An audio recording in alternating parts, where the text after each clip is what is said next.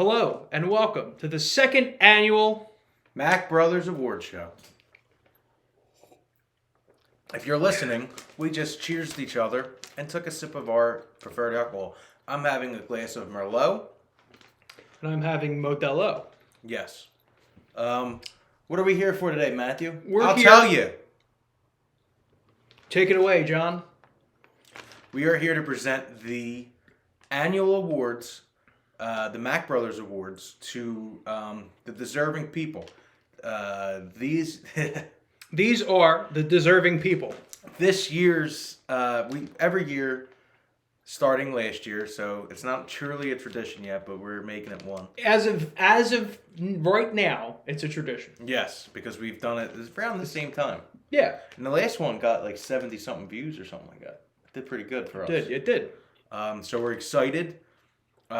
This might be a little bit of a controversial one because we have Artist of the Year, Song of the Year, Favorite Discovery of the Year, and then we have the Mike Scravani Hall of Fame inductees. The most prestigious Hall of Fame in North America. Yes, and our most, I don't know if it's controversial this year, but the band list. Now, not band BAND, where it's me and Matthew are in a band. Yeah. It's banned. You're not allowed on the podcast. You are completely ostracized. Is that the right word? Ostracized. From our programming. So we're really excited for that, but we're going to start with the Hall of Fame inductees. Real quick. The venue this year is my new house. Yes. I'm here. As you can see, we're together in person, which has been a rarity the last 4 or 5 months. Matthew's back. We all know he was back. Returned. Which means a lot of stuff coming in 2024. Different versions of us that we collected over the years will all probably be coming out around 2024. John's going to debut his new form next week. Yes. Yeah. But let's get into the Michael Scravani Hall of Fame inductees. With drum roll. Or guitar lick. So we have 3 different categories of inductees. We have the Mack musicians. We have the people of prominence. The or pops. Persons of prominence, or the pops. Peoples or persons. And then we have a Mack Mafia member, someone who has impacted our lives, for the music side of things. Yep. Because obviously we would have to induct our parents and our grandparents and, so maybe the one day, but... We could just, our family's in the Hall of Fame. Yay! Yeah, they know That's they're done. in the Hall of Fame. But we're going to start with the Mack musicians. Last year's inductees were the Beatles and U2, which makes Can't really total beat sense. that. This year, I'll go first. The first Mack musicians inducted into the Mike Scravani Hall of Fame is, I'm wearing Liam Gallagher's brand of hoodie, Pretty Green. It's the best tracksuit I've had in a long time. It's real nice. Real South Philly of him. This shirt's pretty green, but it's not the brand. Oasis. Oasis is in the Mike Scravani Hall of Fame.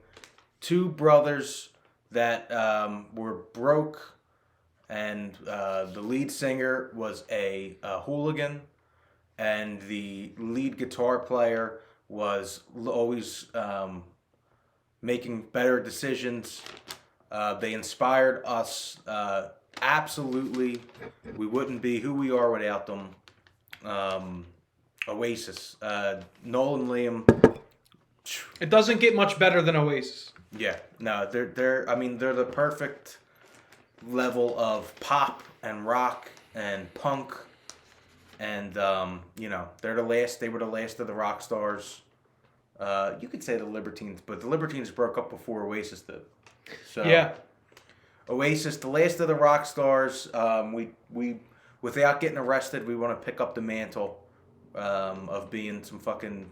We're a lot nicer than them. I think we're nicer than them, and in real life and publicly. Until you hear the band list, because there's actual.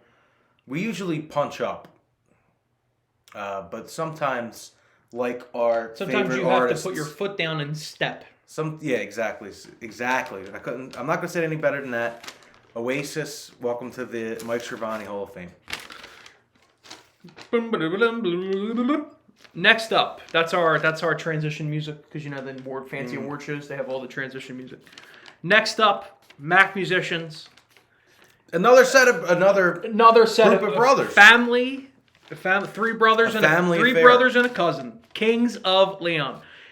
When you could say it's really rare for a band to have more than 2 good albums. Kings of Leon, every album's great. Yep. And they're all different, and they all have different reasons why they're great. Yeah. And we happen to sound a lot like them musically. I think so. I think almost anyone that likes Kings of Leon and listens to us can hear a lot of similarities between our music. We have a lot of overlap in our influences.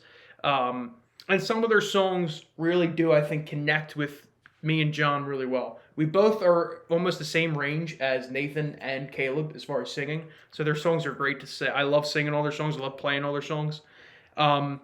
I would say Nathan's probably like one of my top 5 drummers of all time. It's incredible. Great drummer. I love his creativity. Matthew is one of the best guitar players. And then also Matthew Fallhill as well. Yeah. Thank you, John. I don't even know if I can continue. My Southern's coming out in me now, and I feel all happy. So Kings of Leon, easy induction into the Hall of Fame. It's not the Hall of Fame is going to be really easy for musicians. Yeah. For like the next 10 years. And then after that, it's going to be really fucking hard. Yeah, because I already have the next year's. Our 40s, in a lot of ways, our 40s are going to suck. Yeah, we're going to not know what to do. Yeah, so Kings of Leon, thank you for the great music, and welcome to I think the they're Mack releasing Hall of Fame. stuff in 24 as well. They are. I think they have a new album coming out, and I can't fucking wait. Yeah, so we're going to see who's just better, ours or theirs. We hopefully will have 2. We're going to move on to the next category of the Mack Brothers Hall of Fame. John is going to induct this next, people of prominence I don't even remember who I wrote. Oh, yes. So, people of prominence going into the Hall of Fame. They're not musicians, but they're very important to either both of us or just one of us. We started this podcast. We always want to do a podcast. I think we like talking. And we think we're okay at it. But I was inspired by, it started with Opie and Anthony, Jim Norton, and Sam Roberts. It started with all them when I was young.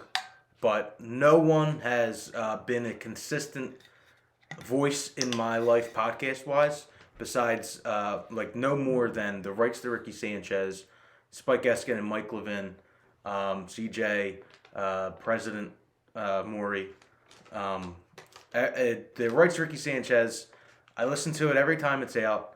The backstory, there's lore, and it's a Sixers basketball podcast, but it started at it started with the process.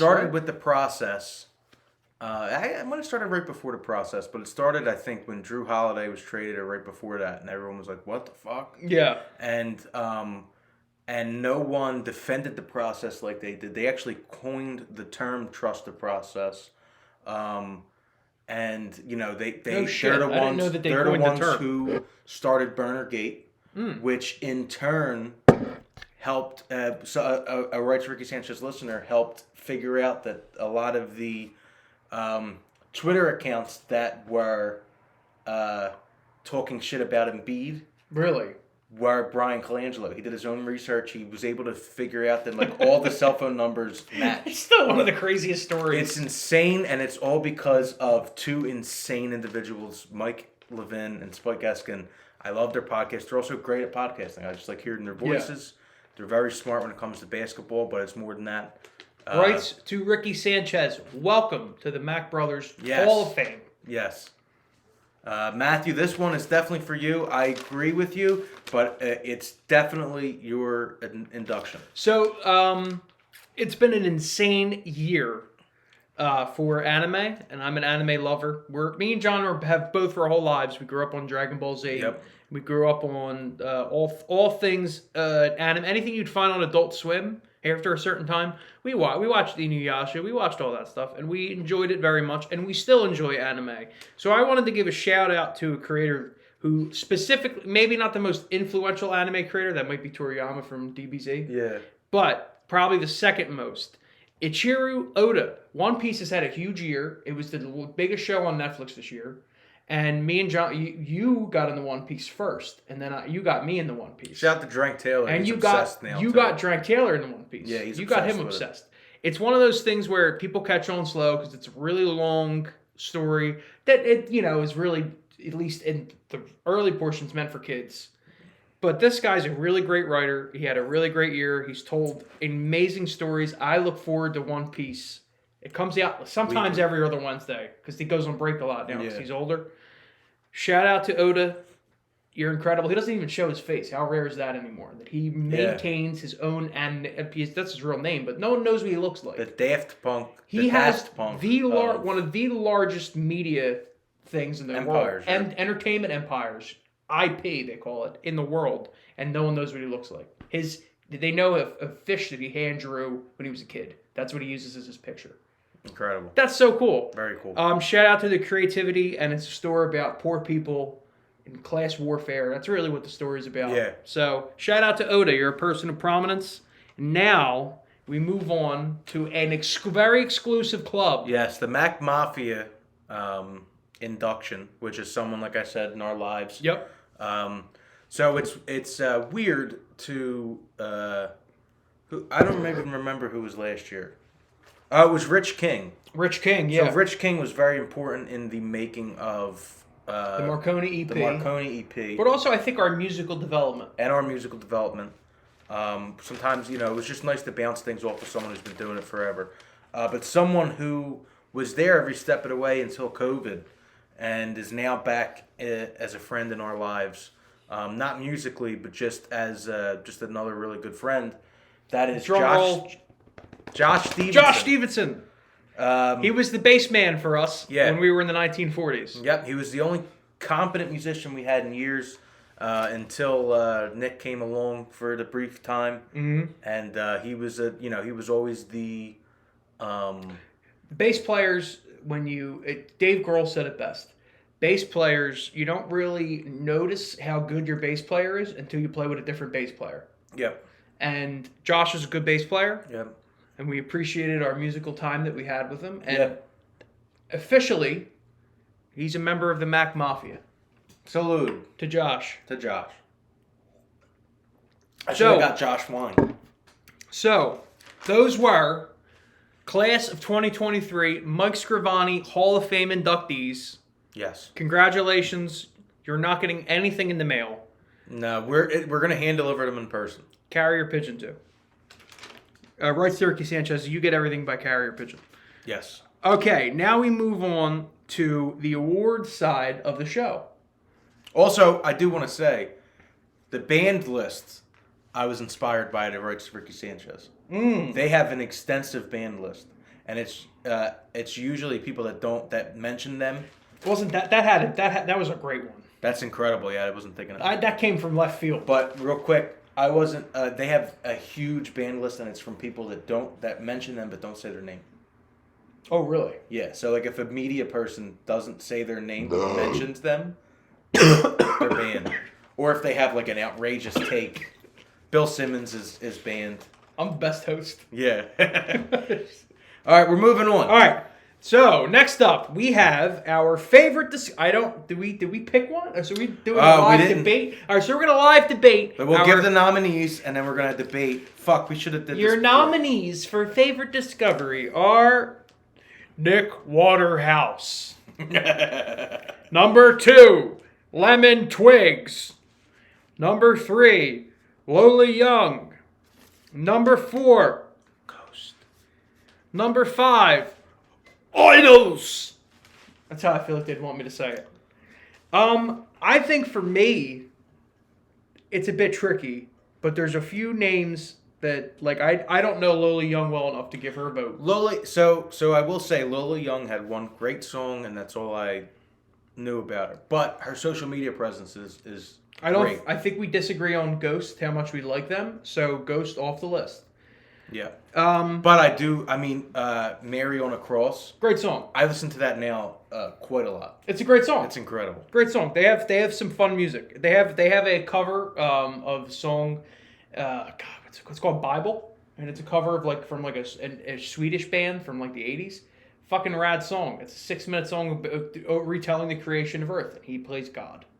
That's pretty cool. Yeah, it's really cool. So for me, there's 2 real strong names on this list. For me, personally, it's between Lemon Twigs and Idols. Personally. So, I think Nick Waterhouse. I only know that one. Dun, dun, dun, dun, dun, dun, dun. Is that him? Nick, maybe. I don't know what you're doing. Dun, dun, dun. It's piano. You know what I mean? Dun, dun, dun. That's how piano players play piano. But Nick Waterhouse, out of the 5 that are listed, without a doubt has the best collection of songs that were released in 2023 to me. I don't know if his highest note is as good as the Lemon Twigs. We'll talk about that later. But he's more consistent than Idols to me, and the other. He's more consistent than all of them. And The Fooler, which we'll also get into later, is just hands down one of my favorite songs of the 2020s of the Lemon this year. I love that song. I think we know our winner though. But I want to get rid of Idols because I've heard about them in 2022, and I really liked their 2022 is when I was like, Never Fight a Man with a Perm's incredible. Yeah, I'm ready to go fist fight someone. Their new song, Dancers, which is featuring LCD Sound System. I didn't see that yet. Oh, it's great. I didn't hear it yet. I gotta listen to it. I'm excited for that. It's really good. It's different from what their normal stuff is. So it's between Nick Waterhouse and Lemon Twigs. Now Lemon Twigs will. So I have more hands-on time with Lemon Twigs, but I feel like I would listen if I listened to Nick Waterhouse more. I would probably want to pick him. No, I think you'll think he's boring. Really? Yeah. I listen to some pretty boring fucking music. I really like him. He's like if Alex Turner did an acoustic album. And what the lyrics are a little bit more simpler. I mean, you love this. You like this guy way more than I like Lemon Twigs. I like 3 songs from him, and then the rest of them, they made me laugh. Let's give it to Nick Waterhouse. Nick Waterhouse, favorite discovery of the year. Congratulations, Nick. You will be receiving something. We're going to drop it with a very aggressive drone. It's going to probably break through your back door. We know where you're at in California, too. Next up, a super prestigious award that we only give out once a year. Song of the year. Let me do the honorable mentions. Read is that what this is over here? Yes. Honorable mentions. Shaq and Kobe by Meek Mill and Rick Ross. That whole album's great. I love that album.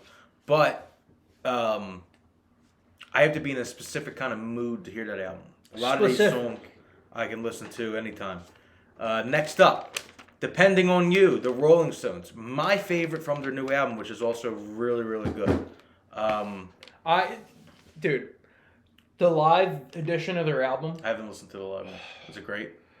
The live versions, I think it's their best live recordings that I've heard from the Rolling Stones. Really? Yeah, usually they're sloppy. They're so fucking good. Next up, Sick of This Feeling. Love it. It just missed the actual nominees. I think that I feel a little bit more strong. I increased my rating because I only gave that like a 7 when we reviewed it. I said 9. That's the 9. It's incredible. Love that song. I listen to it all the time. You can make an argument that it could go on the songs of the year list, like the nominees. Mm-hmm. It's very close. I love that song. Only One for Me by the Arcs. Oh, yeah. Incredible that's a good song. But compared to their first album, the second album's lacking. Well, their first album's like out of this world. Like Pistol Made It Bone, all that. Well, that's a different topic. That's a great album. Vampire by Olivia Rodrigo. One of the best mainstream pop songs. She probably, for me, could have been favorite discovery of the year because That's true. really, really enjoy her music, and this is the first year I gave her a shot. So, that's true. I mean, we're not going to I knew she was good a couple years ago, so I didn't even think about her. Well, the Drive Through the Neighborhood song was a bit much for me. But it was a bit much. But that's fine. Everyone has the tune. You know, Todd in the Shadows, I really like. Todd in the Showers. Todd in the Shower. What's he doing in there? Well, he Get him out. He did not like Vampire, but he liked the car one. And a lot of people felt that way. And I was like, what are they listening to? They don't fucking hear the I say my car. Yeah. This one, not for me. My fiance who bought me this tracksuit, she said that Vampire by Olivia Rodrigo is a diss track to Taylor Swift. I don't know if that's true. I think That sounds pretty cool. I'm with that. gang gang. Honestly, California Sober. Oh! Oh, I listened to that song so much this year. I forgot about that Billy song. Briggs? Billy Strings and Willie Billy Nelson. Strings and John, Willie I might Nelson. have to put that's my song of the year. It's so good. I love that fucking song. It's excellent. It's fun. Next, Atomic City by U2. This song grew on me. It grew on me too, but I liked it. I mean, gave it a it's decent. U2. We gave it a good rating. Their songs are good, but it's a little better than I gave it credit for at the beginning, which is most U2. Yeah. I listen to Songs of Innocence and Experience now, and I like them a million times more than I did when I first came out. I think too because we grew up with the album. You know what I mean? So We did. The album grew the same way we did. There's so many songs that I understand now that I didn't understand before. Same. Desert Woman, Paul Cathan. Love that song. That's Great not song. that song, but it's stuck in my head. Cocaine And Country then Dancing. Middle of the Morning by Jason Isbell and the 400 Unit. We probably reviewed it. We reviewed it. I It's a forget. good song, but just missed the top. So Our now song here are of our the year? nominees. You go first, or you do the first. Nudista Moondial 89 by Alan Palamo And Mack DeMarco. Mac DeMarco. There's one more person too. It's like Island Tree or some weird name. Fantastic song. Number 2, Any Time of Day by the Lemon Twigs, who are also, shout out, nominated for Favorite Discovery. One of the best bass lines of the 2020s. Modern, it's a could be a number 1 hit from the Bee Gees in the 70s. Great song. Yeah, excellent song. Number 3, we're gonna get there. It looks like you wrote In the Cars, but we're gonna get there in the end by Noel Gallagher. Noel Gallagher. Great song. We saw Noel live. He didn't do enough. His set list wasn't long enough compared to the ticket price, which may or may not be his fault. But absolutely fantastic show. That Live Forever, by the way. But that version of Live Forever would have won Song of the Year. Yeah, it's great. Number 4, Running Out of Time. Was that Paramore. Paramore. I was looking up here and I'm like, I feel like there's 2 Running Out of Times that I like this year. Let me tell you something. If This Is Why was released in 23 and not 22, It may win. I think it would have won. And then last, The Fooler. Nick Waterhouse. It's the most out of all those songs. The Fooler I listened to the most. I think we picked this one ahead of time. Did we talk about this one? No, we didn't talk about it. All right, so for me, it would Nudista Moondial 89 out of all the songs on the list I've listened to the most when I'd go on walks. It's so much fun. But there's something about fun music for me. It doesn't get enough shine. Yeah.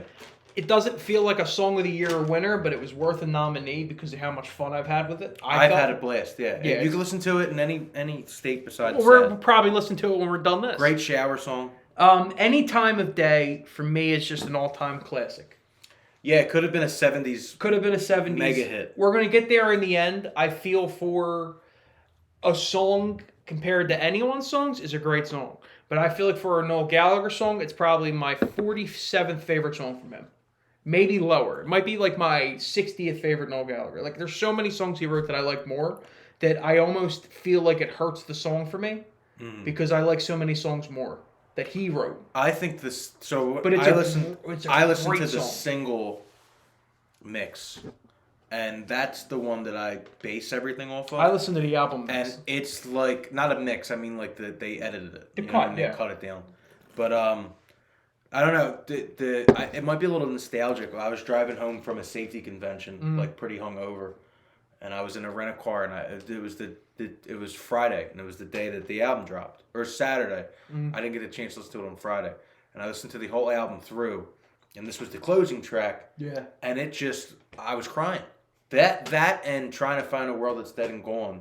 Great I songs. couldn't pick which Noel Gallagher song I wanted as a nominee, but both of them are just fantastic. Yeah, this song and Easy Now are my 2 favorites on the album. Like, or I'd say most listened to. Yeah. Like, I listened to them more than any of the other ones. Running Out of Time, Paramore, you probably aren't as familiar. I heard it. I think because I listened to that full album, so I've heard it at least once. Yeah, we don't do album of the year, but that's the album of the year. Yeah. No, I agree. That's a great album. I listened to it once. fantastic. If you know what, Blue Rev came out October 2022. Knowing what I know now, I would retcon our last album of the year. Yeah. I would push it above Arctic Monkeys. Yeah, it should have won. It should have won. It's such a tremendous album. I just Yeah. want to give them a shout out. Always could have also been Artist of the Year. If I tried to, if they were 2023, oh, they would have won everything. They would have won Discovery. They would have won album, song, and artist. They would have couldn't won have won everything for me. Discovery. Well, we knew about him since yeah, you're 2016. right. We've known about about it since 2012. Yeah. Archie, Marry Me. No, You've been- it had to be 2014. You were a fan. I was a big fan. 2014. Yeah, you were a fan from the beginning. Yeah, they're great. They had like 100 views on their YouTube on that song. Yeah, I was upset. You were from the beginning. As soon as I heard it, I found it. They were playing in Total Wine the other day. Yeah. They were they're up for a Grammy. I love it. They were up. I'm gonna make this quick. YouTube. I was on YouTube listening to Oasis live, YouTubing. and their first album, was just a recommended video, and I just clicked on it, and from the first song, I forget what it is. It might have been Archie Marry Me. I forget what the opener is, but that whole album was incredible, and I was like, you gotta be fucking kidding me! Like, there's only There was only like 9,000 views on this album. Yeah. And now they're huge and they deserve it. They're incredible. Absolutely deserve it. But running out of time. Sorry, Nick Waterhouse. You already won an award. Yeah, The Fooler, number 5, Song of the Year nominee. I listen to that more than anything. It's the only song on here that I bothered to learn how to play. For like doing it acoustic, maybe if I had to in a pinch or something. I love it. It's an all-time, just very calm, classic song. Doesn't get too crazy. It's not too into itself. It's just beautiful. That sounds really similar to Any Time of Day. Yeah, Any Time of Day is way more going on. I think if I had to pick a song this year that I felt was worthy of the title Song of the Year that's on this list, I would pick Any Time of Day. For me, because of the overall musicality, the creativity, and the fact that song came out in 2023, which is nuts. I agree. And it's Elton John's favorite song that came out in the last 15 years. Oh, get the fuck out, really? Elton John is a giant Lemon Twigs fan. And also... which surprised me. Another set of brothers. And they're Italian. It almost makes me jealous of them. You don't have... I mean... No. You could vote for something else. I think it's Song of the Year. Because our backup choice would have been Nudies the Moondial 89. I think it's Song of the Year. I actually put it on the list before you... Because you texted a different Lemon Twig song. Mm-hmm. Or no, you texted that, but then I said those other two were also great. Yeah. They're also In My Head. And Any Time of Day. Corner of My Eye. Corner of My Eye. What Happens to a Heart. All these, they're incredible 70s ballads. Listen to their new album, Everywhere Harmony. It's a great album. I don't think it's a great album. It's not a great album. That's a difference. That's why So Song of the Year, Any Time of Day, the Lemon Twigs. Two brothers. I think they're Italians from New York. We're close by. We'll meet. We'll meet. We'll have meetings. Now we're up to Artist of the Year. Okay, the results are in. Artist of the Year. The nominees are number 1, Lemon Twigs. Number 2, Olivia Rodrigo. Number 3, Noel Gallagher. Number 4, Paramore. Number 5, the Rolling Stones. How funny in 2023. Don't get angry with me. They have a legit claim to be an Artist of the Year. They really do. All right. You know, I do want to say, one of the controversial things that our father who art in South Philly might think, he might not though, is that Now and Then is not on the list at all. The new Beatles song. The new Beatles song, yeah. I did not think it should have been an honorable mention. It wasn't all that. I thought it was good. I thought it was interesting. I thought it was nice that they did it. I'm glad they did it. But as an actual song, if we're being honest, it's not It's a nowhere 7.5 out of It's 10. nowhere near Free as a Bird and Real Love. There's a reason why George Harrison was like, I don't think we should do that, Paul. Yeah. I think we should stay away. I have cancer anyway. We shouldn't even try. All right, so let's go through. Lemon Twigs. They have Song of the Year. They have oh shit. Did you see the thing pop up? Yeah, that's the Apple does the thing now. Is that going to be on the? It might be, which is fine. No, I hope it is. So Lemon Twigs have Song of the Year, and they have 3 other incredible songs. I thought the rest of the album was kind of filler. I thought it was not even further than filler. It was just boring, and they should have came out with the singles. And yeah, I should have. But so I don't think I could call them Artist of the Year. I think we could say they had a good year. They had a very good year. At their peak, they had the best song of the year. Yeah, which is great. But it's hard to write a good album. I don't think they're Artist of the Year. Olivia Rodrigo. If you're talking about as famous as any of them, she's having the biggest year out of all of them. And she has good music to go with it. But I thought of a counterpoint. If we were going by who is the biggest artist of the year, Taylor Swift. It wouldn't, without a doubt, be Taylor Swift. Wouldn't be close. Wouldn't even be close. And not to be a homer, but U2 might be second. Because that Sphere show, I thought the same thing. Everybody was talking about it. They killed it. Joe Button. Shout out to Joe Button. He might be a people of prominence in the next couple of years. I'm really liking his I could see him being a pop. I really like his podcast a lot. It's how I want to set up a studio. Yeah. His whole thing is very lax. But I don't think Olivia Rodrigo... I wanted us to look like we had a couch and it was clouds. Big couch. No, but clouds. Yeah. A big room. The walls are all blue at the top and the bottom's clouds. and and then when we have guests over, we say, welcome to heaven. I actually fucking love that. It's a great idea. We smoke, it's white. So Olivia Rodrigo, even though she's having the biggest year out of all of them, and she has really good songs, I don't think she's Artist of the Year. Out of the 4, if I had to go on overall song quality, she would still probably be the Lemon Twigs songs power. The 3 songs power her head. They're top heavy, but they power her. They're over her for me. Yeah, because like the same thing with the Lemon Twigs, her album too.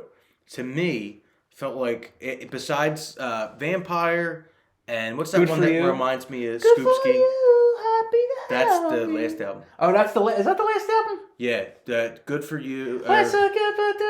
Yeah, that reminded me of Scoopski. Yeah. Shout out to Scoopski. Guess what? Scoopski could have been on honorable mention. Scoopski. Honestly, seriously. Not only did they pick up a great drummer in Nick, who's our previous drummer, they added also Mark Schuster and they added Jack Vincent. And now they got a powerhouse of a lineup. They had put out great songs this year. And they're also Shout out to Scoopski. and they're also parents at the same time. Yeah, the dude is having a baby. Yeah, they got a baby. That's insane. It ain't like they got a 6-year-old whining. They got a little baby. Yeah. So shout out to Scoopsy, honorable mention. Besides us, they're the only other people that deserve an honorable mention. That's not exactly. Noel Gallagher. Noel Gallagher had a really, really good album. Put out a great album. He sounds great live. We've seen him live, nostalgic. He sounds better than he ever has. He sounds great live. He does such a great version of Live Forever that's his own. Yep. And you know what? I do want to give a shout out. I want to give a shout out to Liam on this other side because Liam's voice, the last few years and the shows he's been doing, I watched his live set. Shout out to Pretty Green. I watched Liam's fucking live set 2023 in the summer, and I was absolutely astonished how great his band were and how great it was like watching Oasis. It was so fucking great. Yeah. Number 4, Paramore. I think I just said it. Hayley Williams as a front woman is a powerhouse. She's great. Dare I say, we're going to talk about the Rolling Stones in a second. Is she the new Mick Jagger?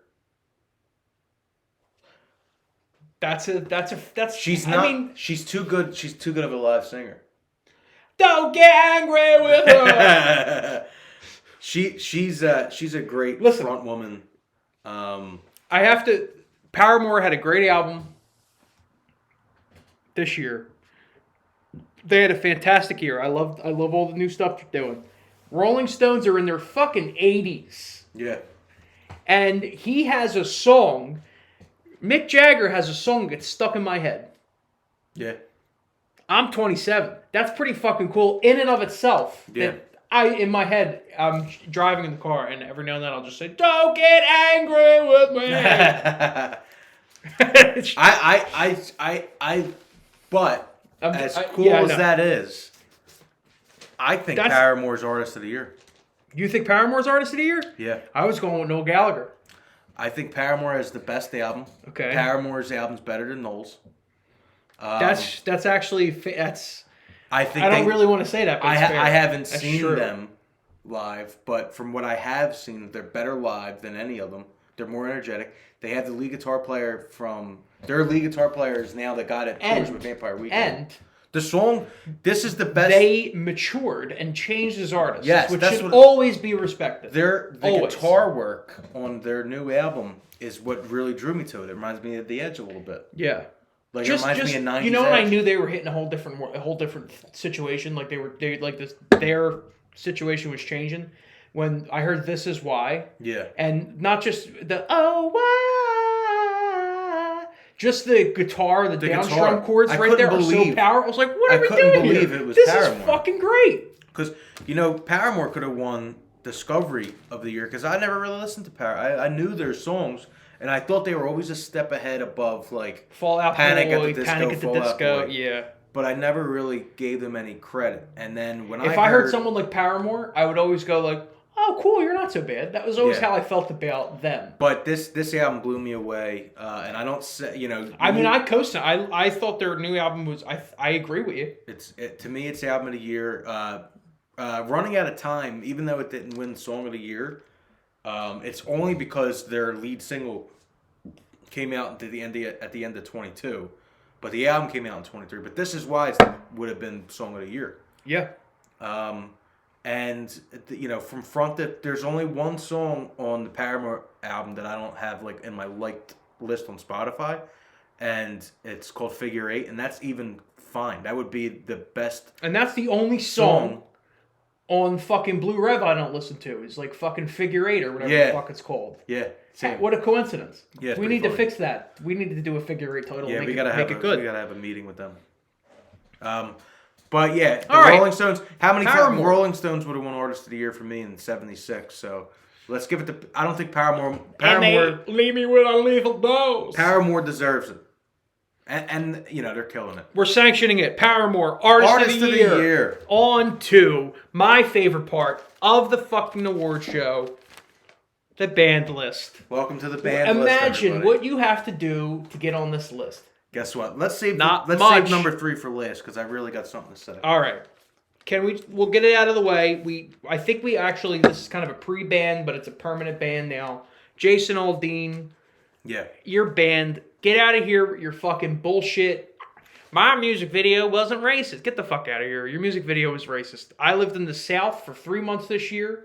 And everyone in the South is like, thank God he put out a racist song. Yeah. We finally relate to him. That's what they all universally said in the South. Now, there's some good people in the South, too. You just don't realize it. Because all the other ones are shitting on them. Well, what do you call it? Hate's always louder than fucking... what is the lyric that I have in a song that's coming out in 24 that we wrote? The country song? Oh, I don't remember. Even though evil's always the loudest... There's always more good if you believe. That's my Disney. That's my "We're gonna make it in the end" lyric. John, explain to the people why are we banning Fall Out Boy? Number 2 on the ban list, Fall Out Boy. Why are we banning Fall Out Boy this year? Fall Out Boy put out because first of all, Fall Out Boy stinks. Okay, number 1, Fall Out Boy stinks. What's number 2? But they put out "We Didn't Start the Fire," their new version of it. And I think we gave it a 0. Not fire. We gave it a 0 when we reviewed it, but I don't think that was far enough. I really think that the fact that they did that turned me off for good. I don't think even their Sugar We're Going Down in the merry-go-round, whatever that fucking song's called. Yeah. Go down, merry-go-round. Even though that song's okay, It's overrated. They stink. They've always stunk. His hat's stupid. Pete Wentz is a fucking weirdo. It's the hat for me. Fuck that Yeah, hat. fuck that dude. Fuck all of them. They're banned just because they All make right. shit music. Number 3, the Grammy voters. Wait, real quick. It's like the Louis C.K. line. Yeah, that's what happens when you make bad music. Your kids should have diseases and your wife should die. Yeah, exactly. Like I said, they didn't start the fire, but they should definitely burn alive in it. Yeah. Fall Out Boy, you're banned. All right, number 3 on our banned list this year. Can you please explain to me, I don't really think this needs an explanation. I think everybody knows why the Grammy voters should be banned from our podcast. They should be banned, but I took some pictures. All the I could just say all the great music that comes out, like all the songs on our list, most of these aren't nominated for anything on the Grammys. Paramore is. You're not going to see Nick Waterhouse isn't getting any love at the Grammys this year. No, it's ridiculous. So here is the nominees for the best rock performance. Sculptures of Anything Goes, Arctic Monkeys. Yeah. Very exciting for me. Yeah. Especially, but should it be Body Paint, Yeah. first of all. More Than a Love Song by the Black Pumas. Don't know it. Not Strong Enough, Boy Genius, the most overrated act in overrated. the past 15 years. Rescued, Foo Fighters. Didn't move a needle. And I don't know how to pronounce that. Lux Eterna. by Metallica. Metallica. Didn't listen to it. I can't make a judgment. Didn't listen to it. Didn't listen to it. There should be a metal that category. should tell you there is a metal category, but that should tell you that it's Fall Out Boy, Metallica, Boy Genius. Like I said, Boy Genius so overrated. Metallica, Foo Fighters. I said Fall Out Boy. Metallica, Foo Fighters. John, the last great thing the Foo Fighters did was in 2013. this is what the Grammy voters do. They go, who should win the next award? Yeah. And now, Sculptures of Anything Goes. Great song. That ain't gonna fucking win. No. If that wins, I'll send everyone that watches this $50. There's still a trace of body pain. That was the performance of the year. On your legs and that came out in 22, but should be the performance of the year. So the next, the best rock song. I'm not done yet. Real quick. Angry, the Rolling Stones. Ballad of a Homeschool Girl. Olivia Rodrigo. Why the fuck is Olivia Rodrigo on the best rock song? Ballad of a Homeschool Girl. Not even a fucking single. Emotion Sickness? Queens of the Stone Age. Okay. Don't know it. Not Strong Enough. Again with these fucks. Rescue. Boy Genius. Don't get angry with him. Ridiculous. The whole thing's ridiculous. Best rock album. Greta Van Fleet's on there. Starcatcher. John. Fuck you. John, can't do it no more. I can't do that. But I will say this. I can't do that. Best alternative music performance. Oh, Belinda Body Says Paint and and Body... Belinda Okay. Says. All right. So, But that's not enough to keep them Not off enough. the banned list. and this is why, but Paramore. But So not the enough. Grammy voters are banned from the Mack Brothers podcast. Yeah, you will fuck not be yous. allowed on. Even in a good year, this is a good year for you. if you give us awards, your ban's immediately lifted. Guess what? The next one Listen, is it should go without saying that Jada Pinkett Smith will forever. But I do have to put a little caveat in there. I think we've banned her last year. We banned the whole Smith family last We year. banned the whole Smith family? Yeah, I'm pretty sure. But we hate her so much we tried to ban her again? So now we're banning her again. She's banned again! Will's allowed. So this is kind of an update. So, all right. We'll figure out what we're doing here. This is actually a welcoming and a deeper ban. Yeah. Willow, you're banned. Jaden, you're banned. Jada, you're banned. Will, if you ever need a place to vent, you're allowed. You could come back. Yeah. Yeah, if you want to be real, you're allowed on. All right, so the last banned person. Now so like I said before, we usually punch up because we're pretty far to the floor right now. You know what I mean? Yeah. You know, everyone we said has Grammy nominations, and I actually You need to. Everyone we said has Grammy nominations, and they have millions of dollars. Almost all of them. Nick Waterhouse, maybe not, but most of them do. They all have secure music careers. They all have secure music careers. Olivia Rodrigo's 19 and she's made more money than anyone I know put together. You know, she's a plant, but she's a good plant. Whatever. They're fine. Recently, a new development started where there's these guys on Twitter that are kind of harassing our friends, namely Scoopsky. Scoopsky put up a great cover of one of his Christmas songs, and I thought it sounded great. I was listening to it in work. I listened to. I liked it. We're I commented critical. on it. We're very critical. We have a podcast dedicated to criticizing things. The Monday Mack, yeah. The Monday Mack, and I thought it was good too. I didn't see anything about it that made me go, I want to talk shit about this guy. If you've sat in on a open mic acoustic where a lot of people just doing acoustic shit, Scoopsky is in the 1%. Yeah, James is incredible. I don't know if he wants his name out there. Sorry, but he's incredible. And then these fucks, they're called the Tremaines. The Tremaines commented on it and said something along the lines of, what's the deal with their name too? Like that was like 1970s fucking duo. Well, we'll show their picture, but when you comment on a person that's on your level, unless they did something to you, like yous cunts, when you comment on someone's thing, you're supposed to uplift them when you're in the same boat as them. And what they said was, rising ship raises all sails. yeah, and I'm not gonna find what they said. I am gonna look them up though, these motherfuckers. But they said something along the lines of, "You stink," or "You shouldn't have did this," something like that. I think his caption was, "Only took me one take."